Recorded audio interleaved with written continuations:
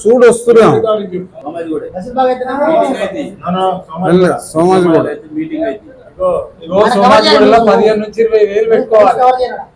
అట్లయితే వస్తుంది. సోమాజిగూడ వాళ్ళు ప్రెస్ రోడ్ రాయరు, డబ్బులు తీసుకుంటారు రాయరు. ఈనాడు హైదరాబాద్లోని బర్కత్పురలో సామాజిక భవన్లో జరిగినటువంటి దాదాపుగా 30 సంవత్సరాలుగా ఏ జాతికైతే రాజ్యాంగం కల్పించినటువంటి ఫలాలు అందకుండా ఒకే సామాజిక వర్గం అనుభవిస్తుందని ఆవేదనతో మొదలైనటువంటి దండోరా ఉద్యమం ఈ 30 సంవత్సరాల కాలంలో సాధించింది ఏందయా చివరిగా అంటే జాతికి రావాల్సిన వర్గీకరణ ఫలాలను అందుకోకపోగా అనేక మంది ఎంతో త్యాగస్ఫూర్తి కలిగినటువంటి బిడ్డలను కోల్పోవడం జరిగింది. వారి త్యాగాల ఫలితం ఏందని తరచి చూస్తే నేడు మిగిలింది బూర్జువ రాజకీయ పార్టీలకి మేము ఎప్పుడు కట్టు బానిసలా ఓట్లేపిస్తాం అనే విధంగా ఆనాటి నుంచి ఈనాటి వరకు కొనసాగిన నాయకత్వ పనితీరు కనపడింది. దీన్ని గమనించినటువంటి మాదిగ మేధావులు, విద్యార్థులు, యువకులు అనేక మంది ఆవేదన చెంది ఈ రోజున్నటువంటి రాజకీయ పార్టీలు మాదిగల పట్ల వ్యవహరిస్తున్న తీరును చూసి చెలించి ఆవేదన చెందినటువంటి మాదిగ బిడ్డలందరూ ఈరోజు మాదిగ జాతికి రాజకీయంగా, ఆర్థికంగా, ఉద్యోగాలలో అన్ని విషయాలలో జరుగుతున్న దోపిడీని చూసి ఇది దేని వలన జరుగుతుంది, అసలు దీంట్లో మాదిగల లోపం ఉన్నదా, మాదిగ బిడ్డల పోరాటంలో లోపం ఉన్నదా, రాజకీయ పార్టీలు మాదిగల పట్ల చూపిస్తున్న విధానంలో లోపం ఉందా, ఇవన్నీ విషయాల మీద చర్చించడం జరిగింది. ఇక్కడ చివరిగా ఇక్కడ తేలింది ఏందంటే 30 సంవత్సరాలుగా మాదిగలకి పేటెంట్ రైట్స్ నావే అన్న విధంగా మందకృష్ణ మాదిగ వ్యవహరించిన తీరుని ఇక్కడ ఈరోజు ప్రతి ఒక్కరు కూడా ముక్త కంఠంతో విభేదించినటువంటి పరిస్థితి. దీనికి కారకుడైనటువంటి ఆ నాయకత్వంలో పనిచేసిన వ్యక్తులుగా ఇక్కడున్న మేమందరం ఈరోజు ఇక్కడికి కూడినటువంటి మా అందరికీ ఏదైతే మూలస్తంభంగా మా యొక్క జాతిని చైతన్యం, చిన్న పిల్లల నుంచి పెద్దల వరకు చైతన్యపరిచినటువంటి ఆది జాంబవ అరుంధతి సంఘం అయితేనే, అరుంధతి బంధు సేవా సమితి అయితేనే, బంధు సొసైటీ అయితేనే, ఇవన్నీ కూడా హక్కున చేర్చుకొని ఈ ఉద్యమం ఈ స్థాయికి ఎదగడానికి కారణమైంది. కానీ ఈరోజు ఆ మేధావులు, పెద్దలు వాళ్ళు ఎంతో ఆవేదన చెందుతా ఉన్నారు. మేము మా జాతిని ఉన్నత శిఖరాల వైపుకు తీసుకుపోదామని ఆకాంక్షించి మా ఉద్యోగాలని, మా జీవితాన్ని, మా సమయాన్ని వెచ్చించి మేము ఇంత త్యాగం చేస్తే ఈరోజు ఆఖరికి మాదిగ జాతిని ఏ రాజకీయ పార్టీ కూడా గుర్తించని దౌర్భాగ్య స్థితికి కేవలం ఒక వ్యక్తి నమ్మి, ఆ వ్యక్తిని నమ్మి మేము ఆయన వెంట నడవడం వల్ల ఈరోజు పార్టీలకు మమ్మల్ని లాస్ట్కి మేము ఒక పార్టీకే తొత్తులుగా పనిచేస్తామనే తీరులో ఆయన నాయకత్వాన్ని చూసి ఆవేదన చెంది ఈరోజు ఇక్కడ మేము మాదిగల రాజకీయ భవిష్యత్తు ఏందో తెలుసుకోవడానికి ఇక్కడ సమావేశమైనాం. ఈ యొక్క సమావేశంలో ఆ యొక్క సంఘాలలో మేమందరం పెద్దగా గురువులుగా భావించే వ్యక్తులైనటువంటి మా అన్న వీరస్వామి అన్న కానీ, మా రాజలింగం అన్న కానీ, మన నరసింహన్న కానీ, సీనన్న కానీ, మా ఇటుకరాజు అన్న కానీ, కనకరాజు అన్న కానీ, అదేవిధంగా బిఎన్ రమేష్ అన్న రాలే బిఎన్ రమేష్ అన్న కానీ, అంత త్యాగాలు చేసిన వాళ్ళం. మా అడ్వకేట్ మల్లన్న కానీ, ఇక్కడ ఉన్నటువంటి మా ఉదయలు విద్యార్థి యువకుడిగా ఎంతో త్యాగాలు, ఉస్మానియా యూనివర్సిటీ నుంచి గణేష్ వచ్చాడు, విజయ్ వచ్చాడు, ఇంకా చాలా మంది పెద్దలు వచ్చి వాళ్ళ ఆవేదనని, ప్రొఫెసరు మన తిరుపతి అన్న వచ్చాడు, అదేవిధంగా మా సీమ శ్రీనివాస్ అన్న వచ్చిండు, అదేవిధంగా మా నతానియల్ అన్న వచ్చిండు.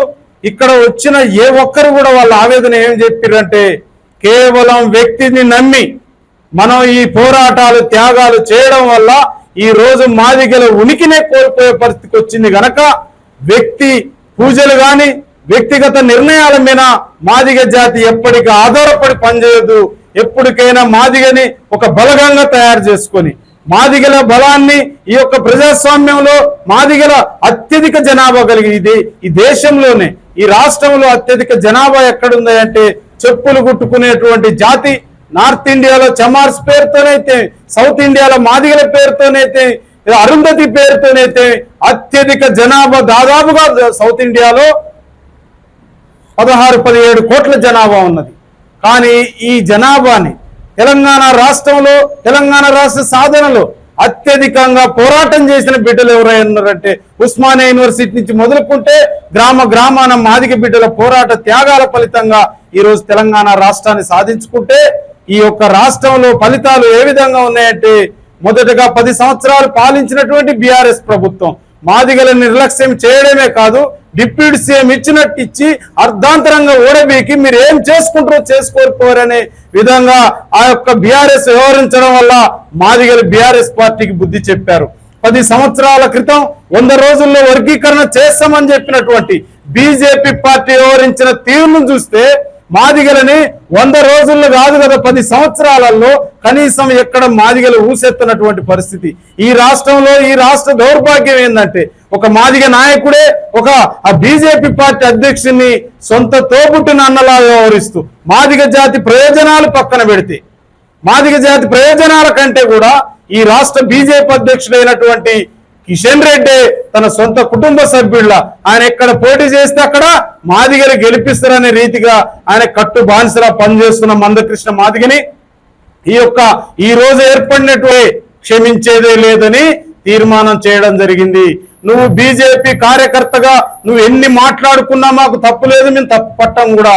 కానీ నువ్వు మాదిగలకి నువ్వు పేటెంట్ రైట్స్ నీకు ఎవరో మేము ఇవ్వలే, నీకు ఆ మాదిగల పక్షాన మాట్లాడే అర్హతని కోల్పోయినావు గనక 30 సంవత్సరాలలో నీ వలన అనేక మంది బిడ్డల్ని కోల్పోయినాం గనక ఇంకా నీ నాయకత్వం మీద పూర్తి విశ్వాసాన్ని మేము కోల్పోయినాం గనక ఇక నువ్వు ఎక్కడ మాదిగల పక్షాన మాట్లాడే అర్హత నీకు లేదు. నువ్వు ఏ పార్టీని ఎక్కడ అధికారంలో ఒక పార్టీ వస్తే ఆ పార్టీని నువ్వు మాదిగలకి దగ్గర చేయాల్సింది పోయి మాదిగలకి రావాల్సిన హక్కులని మాదిగలకి రావాల్సిన సంక్షేమ పథకాలని ఆ మాదిగ బిడ్డలకు అందించాల్సింది పోయి ఎక్కడ మాదిగలను కూడా అధికారానికి శత్రువులుగా తయారు చేసి 30 ఏళ్లుగా నువ్వు వాడే నాటకానికి ఈ రోజుతో ఇక్కడ శరమగీతం పాడటానికి వీళ్ళందరం మేము ఇక్కడ సమావేశమైనవని తెలియపరుస్తూ ఇప్పుడున్నటువంటి ఏదైతే బీఆర్ఎస్ పార్టీ కానీ బీజేపీ పార్టీ కానీ కాంగ్రెస్ పార్టీ ఒకటి గుర్తుపెట్టుకోవాల్సినటువంటి అవసరం ఉన్నది. తెలంగాణ రాష్ట్రంలో మొన్న జరిగిన అసెంబ్లీ ఎలక్షన్లలో మేమందరం కాంగ్రెస్ పార్టీకి రాహుల్ గాంధీ గారి నాయకత్వం మీద ఇదే రేవంత్ రెడ్డి ఒక దుర్మార్గపు బీఆర్ఎస్ కుటుంబ నియంతృత్వ పాలనని వ్యతిరేకిస్తూ పోరాడుతుండు మతోన్మాద బీజేపీ కూడా సపోర్ట్గా ఉన్నది కనుక ఇతనికి మేము అండగా ఉండాలని చెప్పేసి రేవంత్ రెడ్డి నాయకత్వాన్ని మేము ఇక్కడ సపోర్ట్ చేయడం వల్లనే మాదిగలు గంపగుత్తగా కాంగ్రెస్ పార్టీకి ఓటు వేయడం వల్లనే ఈరోజు తెలంగాణ రాష్ట్రంలో అధికారంలోకి వచ్చిందనే విషయాన్ని మీరు గుర్తుంచుకోవాలి. మాదిగ జాతిలో ఉన్నటువంటి ఆర్ఎస్ ప్రవీణ్ కుమార్ గారు బీఎస్పీ పార్టీకి సపోర్ట్ అంటే కూడా ఇక్కడ మేము ప్రస్తుతం శత్రువుని ఓడియాలనే ఉద్దేశంతో అక్కడ ఆర్ఎస్ ప్రవీణ్ కుమార్ మాటలు మేము నమ్మలే. అతను ఎప్పటికీ బీఆర్ఎస్ ఏజెంట్ అని మాకు తెలుసు కనుక మేము కాంగ్రెస్ కి అండగా నిలబడడం జరిగింది. ఇప్పుడు ఏమైంది, మేము అధికారంలోకి తీసుకొచ్చిన తర్వాత దయచేసి ముఖ్యమంత్రి రేవంత్ రెడ్డి గారికి మేము చెప్తా ఉన్నాం, ఇప్పటికైనా సమయం మించిపోలేదు. మాదిగలు ఎంతో ఆగ్రహంతో ఆవేశంతో ఉన్నారు. ఇక్కడ కృష్ణ మాదిగని ఎవరు నమ్మలేదు. కృష్ణ మాదిగని ఎప్పటికీ నమ్మే పరిస్థితిలో మాదిగ బిడ్డలు లేరు. ఎందుకు లేరంటే మీకు చిన్న ఉదాహరణ చెప్తా. నిన్న జరిగిన కర్ణాటక ఎలక్షన్ లో ఆయన పోయి కర్ణాటకలో బీజేపీకి మద్దతు తెలిపితే అక్కడ కర్ణాటకలో ఉన్న మాదిగలు మొత్తం కాంగ్రెస్ పక్షాన్ని నిలబడి కాంగ్రెస్ లోకి అధికారంలోకి తెచ్చిన విషయాన్ని మీరు గుర్తుంచుకోవాలి. తెలంగాణ రాష్ట్రంలో కూడా నరేంద్ర మోడీనే తీసుకొచ్చి ఆయన ప్రచారం చేసిన మాదిగ బిడ్డలు మొత్తం కాంగ్రెస్ కండగా రేవంత్ రెడ్డి నాయకత్వానికి సపోర్ట్ గా ఉండడం వల్ల ఈ రోజు మీరు ముఖ్యమంత్రి ఉండరనే విషయాన్ని మీరు గుర్తుంచుకొని మీరు మాదిగల పక్షపాతిగా మీ మీద మాకు చాలా విశ్వాసం ఉంది. ఎందుకంటే మీకు నాకు మీరు చాలా సందర్భాలలో చెబుతుంటే నేను నాకు వ్యక్తిగతంగా రేవంత్ రెడ్డి గారు అంటే చాలా దగ్గర. కానీ నా జాతి విషయంలో వస్తే మీ పార్టీకి మేము సపోర్టుగా నిలబడ్డ విషయాన్ని గుర్తు చేస్తే మీరు పార్లమెంట్ ఎలక్షన్లలో మాదిగ జాతికి సముచిత స్థానాన్ని మీరు కల్పించాల్సిన అవసరం ఉన్నది, విశ్వాసం మీరు చూపించాల్సినటువంటి అవసరం ఉన్నది. మాదిగలు కృష్ణ మాదిగ వైపు లేరు అనే విషయాన్ని మీరు దయచేసి గుర్తుంచుకోవాలి.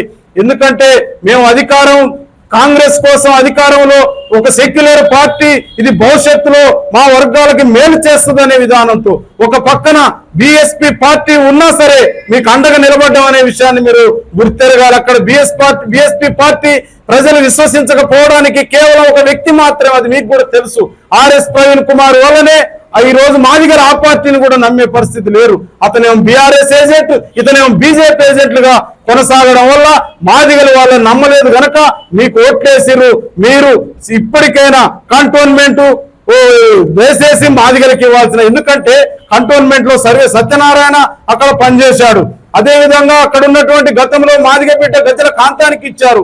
ఇప్పుడు కూడా అదే విధానాన్ని మీరు కంటోన్మెంట్ లో మాదిగలకే కొనసాగించాలని గద్దరన్న బిడ్డకు మీరు ఇచ్చినప్పుడు మేము అభ్యంతరం చెప్పలేదు. ఎందుకంటే తెలంగాణ విషయంలో సాధనలో అతను పోరాటం చేసిండు. తన బిడ్డకి ఇచ్చినప్పుడు మేము అందరం కూడా సపోర్ట్ చేశాం. ఇప్పుడు ఆయన బిడ్డకి ఇవ్వలేదు కనుక ఖచ్చితంగా మీరు మాదిగలకే కంటోన్మెంట్ ను కూడా కేటాయించి మీరు భవిష్యత్తులో మాదిగలకు అండగా నిలబడాలని చెప్పేసి మీరు కనుక ఈ విషయంలో సానుకూలమైన నిర్ణయం తీసుకుంటారని మేము భావిస్తా ఉన్నాం కనుక దయచేసి మేము ఇక్కడ తీసుకున్నటువంటి తెలంగాణ మాదిగ సంఘాల సమైక్య నిర్ణయం ఏదైతే ఉందో ఇక్కడ మేము అందరం కూడా రేపు 15వ తారీఖు నాడు సోమాజిగూడ ప్రెస్ క్లబ్ లో మొత్తం దాదాపుగా తెలంగాణ రాష్ట్రంలో అన్ని జిల్లాల నుంచి మండలాల నుంచి మాదిగ బిడ్డలంతా తరలి వస్తారు.